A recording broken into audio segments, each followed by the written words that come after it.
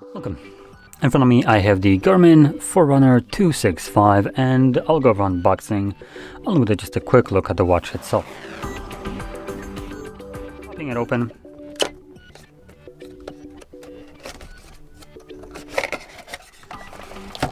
We are presented right off the bat with the watch.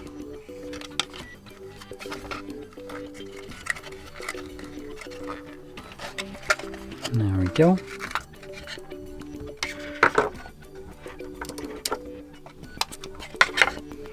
And then we have the typical Garmin charging cable, their proprietary plug, along with the Type-C connection. So this is kind of annoying. This should have been a Type A in my opinion, as most of us do have a Type A charger, not a Type-C. And if they want to follow the law, I think this doesn't matter if it's Type-C.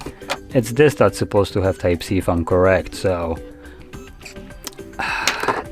I think it's just designed to be annoying, but I could be wrong. In any case, let's boot it up and take a look at the AMOLED display. I think it's one of those two buttons, but I'm not sure, to be honest.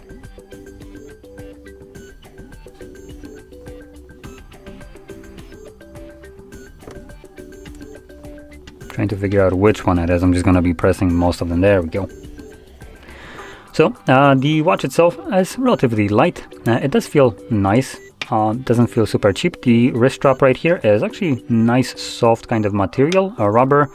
It has a little bit of stretchiness, but it's not to the point that it just kind of feels cheap, like it's gonna snap. So that's pretty good. The display right here, being an AMOLED, also provides you with a pretty nice, very deep blacks right here with relatively bright colors and vibrant ones. The watch itself, when scrolling through the list, has a bit of a haptic feedback right here. It feels like a kind of crappy haptic motor, as it's not very like precisely punchy, kind of like a phone would have. But I'd say it's close enough for a watch. It's okay. You can probably maybe even hear it if I put it next to the microphone. Oh.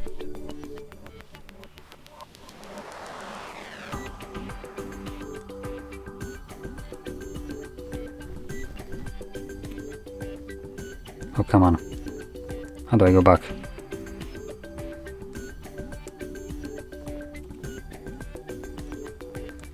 Oh, there we go. That's the back button.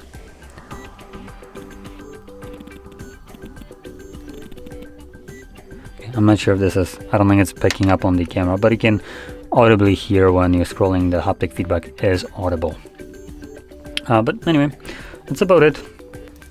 So, if you found this video helpful, don't forget to hit like, subscribe, and thanks for watching.